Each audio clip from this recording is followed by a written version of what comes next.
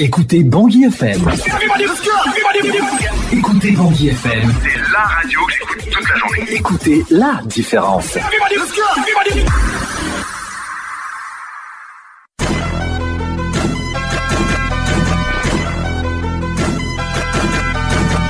Bangui FM, c'est l'heure de l'invité du jour.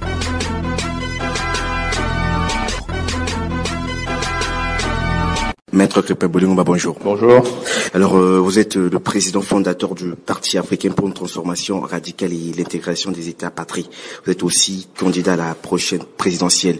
Il y a de cela quelques jours, votre parti politique a échangé avec les journalistes sur votre projet. Si vous êtes élu président, qu'est-ce que nous pouvons concrètement savoir de ces projets? Parce qu'ils sont axés sur 11 axes, je vais dire comme ça. Mais concrètement, qu'est-ce qu'on peut savoir de ces projets? Déjà, je ne suis pas président fondateur, ça n'existe pas chez nous. Nous croyons que les hommes passent, ce sont les idées qui sont éternelles. Je suis président donc de manière très temporaire.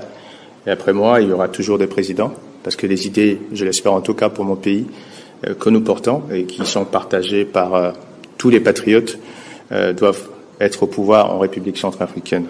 Évidemment, nous avons un programme, 11 axes pour inventer une nation forte. Je serais bien en peine de vous dire en détail ce qu'il y a dans ce programme. Il faudrait peut-être 2-3 heures de temps. Mais de manière très sommaire, ce que je peux vous dire, que nos priorités, elles sont connues. De manière ponctuelle, il y a la sécurité. Et nous avons une vision claire, savoir la fermeté vis-à-vis de ceux qui sont venus asservir le peuple centrafricain. Le plus grand tort que le président de la République ait fait à ce pays, c'est d'avoir consacré l'impunité et de l'avoir assumé dès le premier jour de sa mandature à la tête de l'État. Vous vous souvenez quand il a dit qu'il n'entendait pas frapper les mercenaires?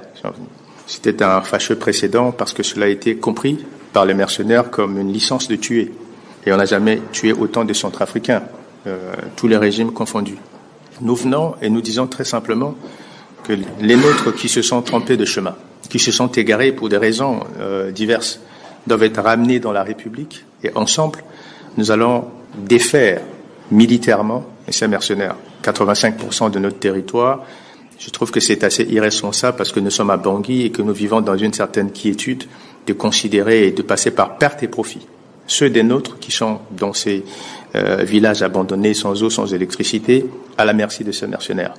Donc, s'agissant de la sécurité, et bien évidemment, il faut un programme politique. Mais l'exécution de ce programme est conditionnée par la liberté d'aller et venir, donc par la sécurité. Une fois la sécurité rétablie, nous allons nous mettre résolument à la construction d'une nation digne de ce nom. Une nation dans laquelle l'égalité des chances, le mérite, doivent être une réalité. Nous avons l'agriculture qui occupe une place importante, plus de 60%. Il s'agit de la mécaniser, mais évidemment, l'éducation. Nous l'avons dit et nous l'assumons. La plus grande bataille que nous ayons, c'est contre notre ennemi mortel. L'ennemi mortel de la République s'appelle l'ignorance. Donc c'est une bataille pour le savoir. Et pour ça, nous allons consacrer 20% du budget national sur une période de 10 ans pour former nos enseignants, construire des grandes écoles, construire des centres de formation afin de redonner aux Centrafricains la pleine possession de son avenir. Parce qu'il y a une promesse républicaine qui passe par l'école. On nous a appris en grandissant qu'il fallait aller à l'école, non pas forcément pour devenir enseignant, mais pour avoir une certaine ouverture sur le monde, nous permettre de faire des choix. Et des centres de formation dans chaque arrondissement. Aujourd'hui, vous voyez, quand il y a des délinquances, c'est parce qu'il y a l'oisiveté. Nos frères et nos fils qui n'ont pas eu l'opportunité de bénéficier d'un enseignement, parce qu'ils n'ont pas eu la chance d'avoir simplement le minimum, à savoir un acte de naissance pour permettre d'aller à l'école, et qui n'ont même pas d'existence juridique. C'est pas tard, on peut les former, en faire de bons maçons, en faire de bons plombiers, en faire de bons électriciens, parce qu'on est obligé à ce jour d'en importer du Cameroun, du Togo. Ils ne sont pas formés. Et donc il faut leur tendre la main. Au-delà de ça, il y a l'importance de la justice. Vous savez ce qu'on appelle la sécurité des investissements. Nous avons un taux très très faible d'investissement, c'est à voir avec l'insécurité juridique.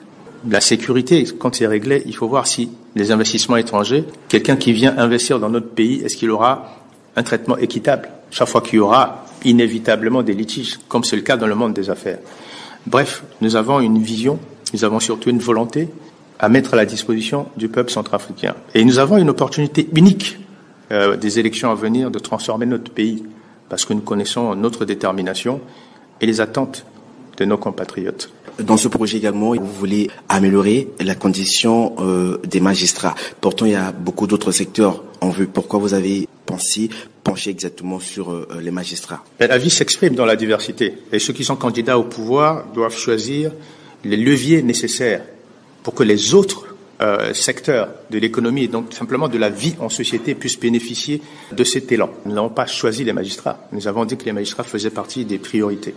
Pourquoi? Parce que jusqu'à ce que le magistrat donne un contenu au mot justice, je le disais il n'y a pas si longtemps, la Constitution n'est qu'un simple roman, un simple livre sans importance si le magistrat ne donne pas un contenu à ce qu'on appelle la justice. Aujourd'hui, vous êtes chez vous et quelqu'un décide que c'est désormais chez lui. Il vient occuper votre propriété. C'est le magistrat qui vous rétablit dans vos droits et garantit la justice. Et c'est d'ailleurs pour ça que dans la Constitution des États-Unis, dans la déclinaison des différents pouvoirs, c'est d'abord le pouvoir judiciaire, ensuite les autres. Donc les magistrats, pour assurer l'égalité des chances et pour assurer devant la justice de notre pays une certaine égalité. Mais pour tout vous dire, il n'y a pas que les magistrats, puisque la priorité des priorités, c'est l'éducation. Dans un pays normal, la sécurité ne saurait être une priorité. C'est une parenthèse que nous allons refermer très vite, mais avec détermination, avec un plan très clair. Et si je puis élaborer, j'ai eu à dire que même dans la configuration actuelle, si le président de la République avait voulu ramener la sécurité, il aurait pu, en utilisant la présence russe, en assignant à la mission russe en République centrafricaine le soin de chasser les mercenaires. Et au FACA, vraiment réformé, avec un effectif étoffé, de tenir les positions libérées par les Russes. Il suffisait seulement d'avoir la jugeote et de commencer à dire « je suis le chef suprême des armées, je dois garantir la sécurité des Centrafricains ». Et à ce moment-là, voici ma mission. En 2 ans, on aura réglé, mais vraiment pour être large, en 2 ans, avec la même configuration actuelle. Et quand on ramène la sécurité, l'éducation dont je parle, et je rappelle qu'il y a 67% d'analphabètes dans notre pays. C'est beaucoup trop. On peut avoir dans ce programme le meilleur programme du monde. Ce serait qu'une vue de l'esprit si ceux qui doivent l'appliquer, c'est-à-dire les Centrafricains, ils n'ont pas les outils nécessaires, notamment intellectuels et de compréhension des exigences d'un monde moderne.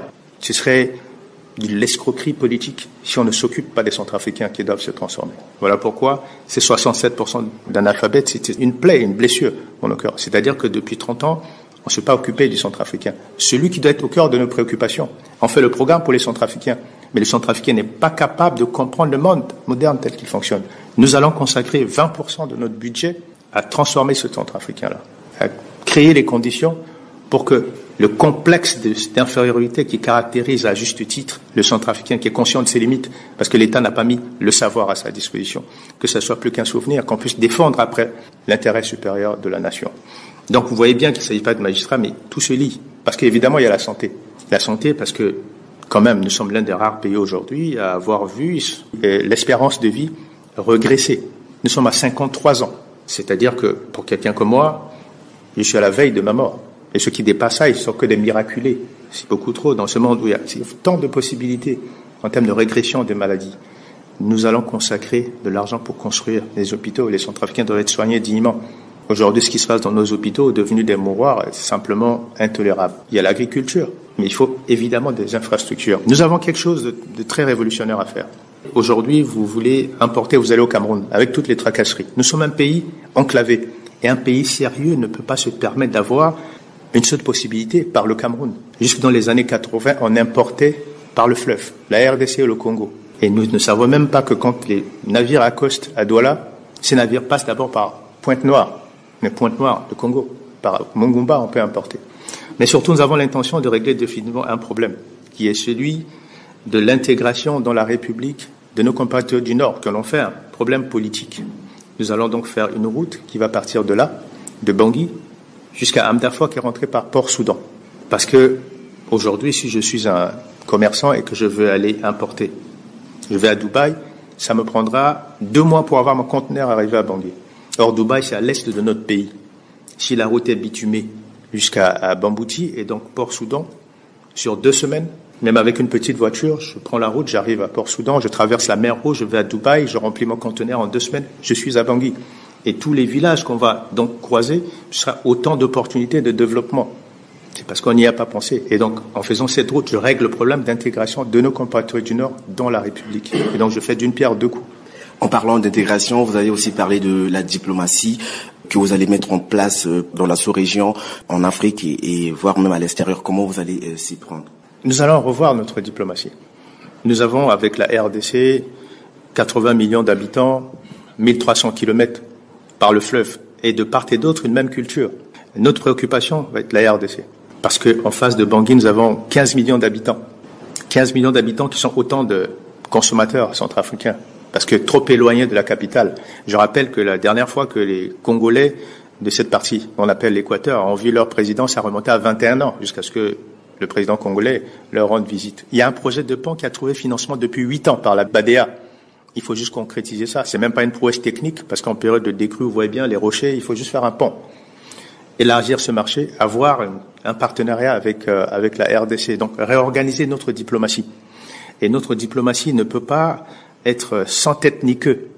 C'est-à-dire qu'aujourd'hui, on est avec des partenaires, le lendemain, on compromet selon les avantages personnels qu'on reçoit de tel ou tel. Donc, on est la risée du monde. On n'a pas de position constante. Notre préoccupation essentielle, c'est d'avoir un partenariat avec 80 millions de voisins. Et d'ailleurs, l'horizon de la RDC est bougé plus à l'est, puisqu'il y a le Rwanda, l'Ouganda. Il faut que ces géants d'Afrique centrale se recentrent sur l'Afrique centrale. Et nous allons pousser la réflexion. Évidemment, nous allons avoir des rapports sains avec les voisins. Il n'y a pas de paix en République centrafricaine s'il n'y a pas d'entente avec le Tchad et le Soudan. C'est l'histoire et la géographie qui l'imposent. Et pour pouvoir commencer à travailler, à exploiter notre pétrole, il faut qu'il y ait une entente avec le Tchad. Moi, de manière froide, je vois où sont les intérêts de mon pays et je compte agir en ce sens, et sans émotion. Beaucoup de gens ne comprennent pas que le parti a un représentant, a des représentants dans le gouvernement. Pourtant, ce parti politique continue de critiquer les actions du gouvernement. Que répondez-vous à ces gens? Je pense que les gens feignent, mais c'est humain. Ils feignent de ne pas comprendre que dans l'intervalle, il y a eu l'accord de Khartoum, et qu'après l'accord de Khartoum, il a été fait appel à des partis d'opposition représentés à l'Assemblée, à savoir le Patrie et l'URCA. Et que les représentants de ces deux partis ont été nommés et que par après, l'URCA a estimé que le portefeuille qui lui était assigné n'était pas conforme. Mais moi, je m'en tiens à la correspondance officielle de l'URCA. Non, il est fin de ne pas comprendre parce que nous n'avons pas été au gouvernement depuis la mandature de Touadéra jusqu'à ce qu'il y ait l'accord de Khartoum qui rassemble. Mais une meilleure connaissance de l'histoire aurait permis d'éviter des jugements hâtifs parce que je voudrais quand même rappeler qu'au Sénégal, Abdoulaye Wade était le ministre d'État de Abdou Diouf. Abdoulaye Wade qui était le plus grand opposant dans un format d'accord pour faire face à des situations temporaires. Donc, je pense que ce serait un peu plus crédible de comprendre le contexte et de dire à partir de quel moment nous avons demandé, accepté de faire partie d'un gouvernement dans un contexte de l'accord de Khartoum. Les élections vont-elles se tenir le 27 décembre selon vous? Mais je ne serai pas candidat sinon. Mais les élections pas à n'importe quel prix. Nous avons une obligation d'aller à des élections transparentes. Les mêmes exigences en termes de transparence qu'on voit ailleurs.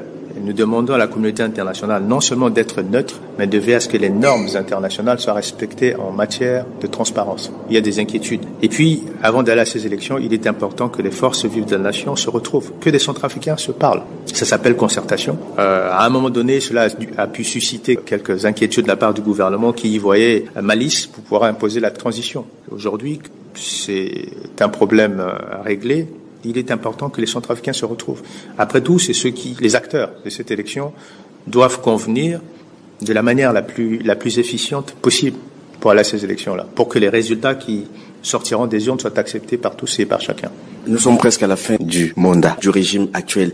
Quels sont vos points de vue par rapport à la gouvernance? Ça restera un très mauvais souvenir, une histoire déçue, une vraie escroquerie politique où on apprenait la sécurité, on apprenait l'exemplarité dans la gestion de l'État, bref, la bonne gouvernance. Et même pas 6 mois après, on a vu que c'était que des mots. On nous a dit qu'on n'aurait pas des effigies sur des pagnes, on a juste fait le contraire. C'est aux Centrafricains de comprendre. Le choix d'un président de la République est un choix dans la République qui est la nôtre et selon l'ossature des institutions issues des élections de la Constitution du 30 mars. Un poste important, président de la République. Donc, il faut que les Centrafricains qui se sont trompés, ou je dirais dont la confiance a été abusée par tant et tant de présidents qui se sont succédés à la tête de l'État, pour une fois, prennent le temps de la réflexion avant de choisir un autre président. De connaître les candidats, mais surtout de connaître leur parcours. Pouvoir choisir. Moi, j'espère en tant que candidat du Patrie et candidat de tous les Centrafricains, que ce choix sera porté sur moi parce que je connais le fond de mon cœur, je connais mon parcours, je connais ma détermination et je connais l'équipe qui m'entoure. Donc c'est pour ça que je disais que c'était une opportunité unique pour notre pays, enfin, de tourner la page et de commencer à bâtir quelque chose de grand. Maître Crépin Mbolingwa, avant de conclure, les Centrafricains continuent de payer la carte d'identité nationale à 6 500 francs. Pourtant, le tribunal administratif a jugé l'affaire. Que répondez-vous aux Centrafricains? Un exemple supplémentaire du peu de cas que le régime actuel fait au sort de nos compatriotes qui sont déjà suffisamment spoliés, qui sont violés chaque jour, asservis à l'intérieur du pays, même à Bangui. Un sujet libanais a bénéficié dans des conditions obscures parce qu'il n'y a pas eu d'appel d'offres, concession de services publics dans la confection des documents administratifs, qui concerne quand même un pan de notre souveraineté par délégation. Les élus de la nation, qui représentent le peuple centrafricain, ont fixé le prix à 4 500 francs. Pour des raisons évidentes de mainmise sur les autorités de l'État à grand coût de financement occulte, le sujet libanais a considéré qu'il était au-dessus de nos lois. Il a défié la République, défié les Centrafricains et imposé à ce jour. Et vous voyez bien que le pays n'est plus vraiment dirigé. Vous vous basez sur quoi pour dire que le pays n'est pas du tout gouverné? C'est vous qui avez dit que quelqu'un avait refusé que les Centrafricains puissent payer 4 500. Donc la réponse à votre question est dans votre propre question, puisque dans aucun pays au monde, un Centrafricain pourrait aller au Cameroun ou au Bénin décider de ce que les autorités béninoises ou camerounaises doivent faire dans leur pays, s'agissant de la gestion de l'administration. Donc vous voyez bien que si le pays était dirigé, il y a très longtemps que les instructions du peuple à travers ses représentants qu'on appelle les députés seraient respectées. Ce n'est pas le cas aujourd'hui. D'ailleurs, vous avez constaté que même les représentants de la police nationale n'étaient pas à l'abri. On vous a parlé d'un kidnapping du commissaire Mais si ceux qui doivent assurer la quiétude ne sont même pas à l'abri et qui sont pourchassés par les étrangers qui viennent investir ici, c'est même très faible de dire que le pays n'est pas dirigé. En réalité, le pays est mis sous coupe réglée. Et voilà pourquoi je parle de mettre un terme à cette parenthèse. Parce que je ne sais pas ce qui restera de ce pays après 5 ans de cette mandature chaotique. Il n'y a que la partie visible, carte d'identité nationale, l'aéroport, je pense au Catel. Qu'est-ce qu'on découvrira? J'ai bien peur. Maître Crépin Mbolingwa, je vous remercie. C'est moi qui vous remercie. Écoutez Bangui FM. Écoutez Bangui FM. C'est la radio que j'écoute toute la journée. Écoutez la différence.